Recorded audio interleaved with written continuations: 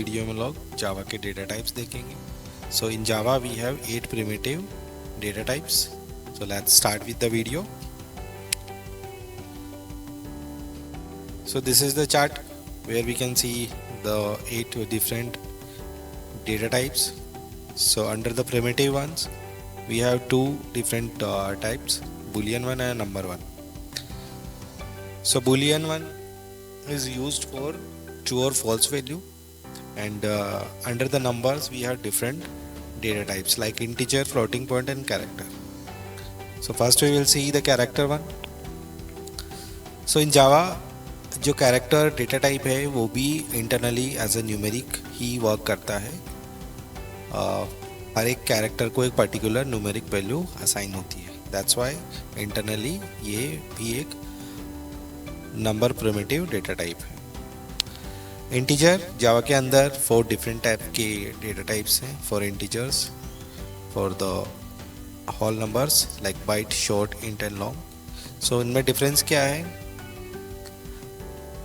Difference है वो size का है. यदि आपका वैल्यू छोटा है तो उसके लिए आप बाइट यूज़ कर सकते हो, थोड़ा बड़ा है तो शॉर्ट यूज़ कर सकते हो, उससे बड़ा है तो इंटीजर यूज़ कर सकते हो और उससे बड़ा है तो लॉन्ग यूज़ कर सकते हो. Similarly for float also we have 2 data types like float and double. Float जो है वो छोटी वैल्यूज़ के लिए काम आता है और डबल है वो बड़ी वैल्यूज़ के लिए काम आता है. फ्लोटिंग पॉइंट्स काम में आते हैं हमारे डेसिमल वैल्यूज़ के लिए. फ्लोटिंग पॉइंट जो डेटा टाइप है वो डेसिमल वैल्यूज़ के लिए काम आता है.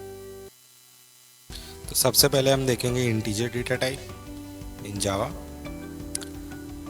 सो इंटीजर्स होते हैं होल फिक्स पॉइंट नंबर, जैसा कि पहले मैंने बताया. फॉर एग्जांपल 99 - 88 जिसमें डेसिमल वैल्यूज़ नहीं होती है वो होल नंबर्स होते हैं और उसके लिए इंटीजर डेटा टाइप हम लोग यूज़ करते हैं. Byte, short, int, long are the data types in Java for whole numbers. This is the table. इस टेबल के अंदर इनका बिट डेप्थ, वैल्यू रेंज और डिफ़ॉल्ट वैल्यू बताई हुई है. बाइट का जो बिट डेप्थ होता है वो 8 बिट्स का होता है.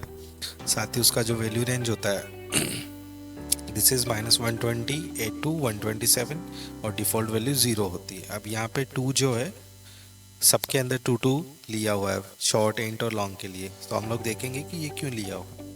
तो जो कंप्यूटर है हमारा वो बाइनरी सिस्टम को समझता है. So based on the binary numbers only ये सारी कैरेक्टर्स वगैरह को क्रिएट करता है.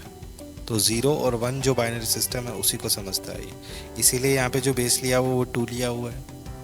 नेक्स्ट जो शॉर्ट है उसका बिट डेप्थ है हमारा 32,678 to 32,767 and default value is 0. Integer जो है उसका बिट डेप्थ है हमारा 32 बिट्स एंड वैल्यू रेंज है -2^31 to 2^31 - 1. Default value is same.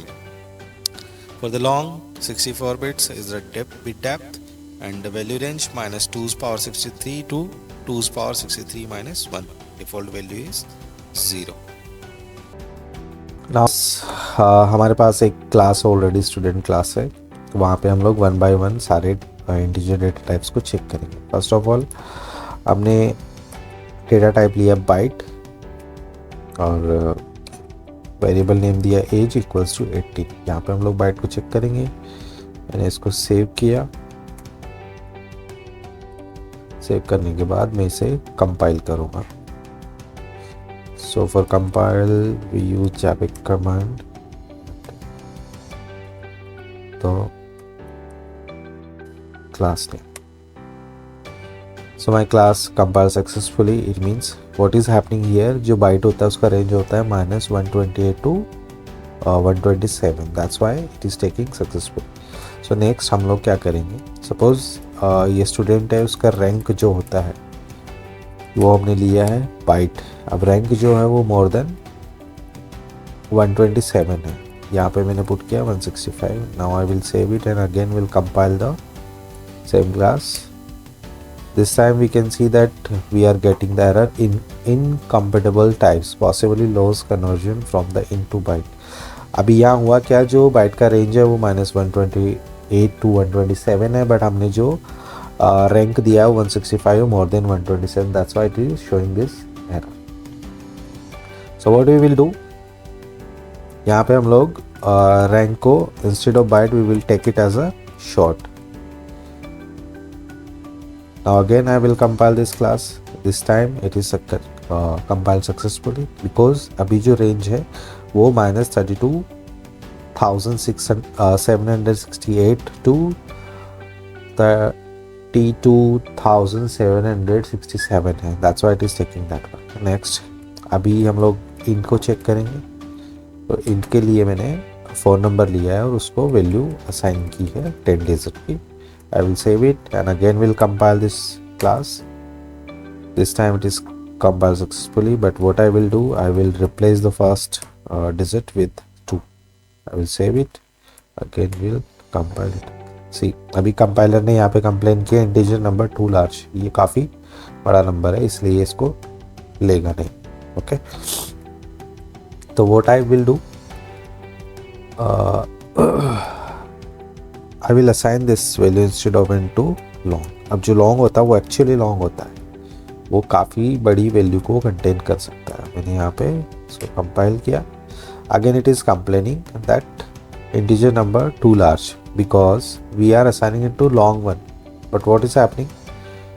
Every time whenever we need to assign an integer value to a long, we need to keep the letter L at the end.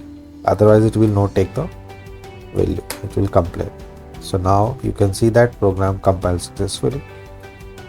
Next, one more thing we need to take care here. Onward Java 7, इन लोगों ने underscore जो है उसको भी allow कर दिया है. ये रीडेबिलिटी बढ़ाने के लिए सिर्फ, और इसका कोई मोटो नहीं है. इसको हम देखेंगे कंपाइल करके सक्सेसफुली कंपाइल हुआ है, कोई यहाँ पे हमें कंप्लेन नहीं हुई है. Taking this value, if I will display this value, what will happen?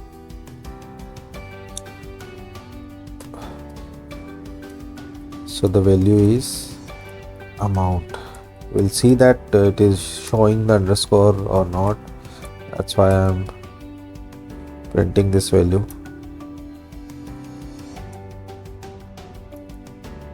So as we can see that we don't have underscore now on the last displayed value.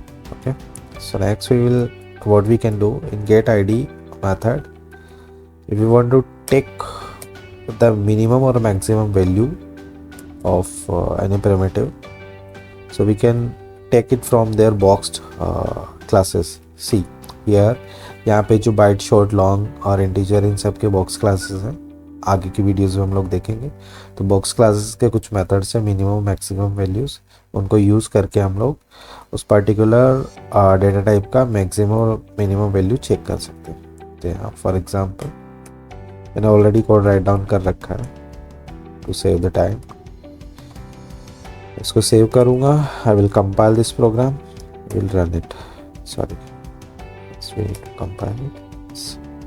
It is complaining. Okay, so we will again compile this one. This time it is compiled successfully. We'll run the program. As we can see that it displaying the integer minimum or maximum values. -2147483648 is the minimum value, 2147483647 is the maximum value. So similarly we can do for the long, byte, short also. So that's it for this video. Thank you for watching this video. Please like this video, subscribe my channel and click on the bell button for the further updates. Thanks once again.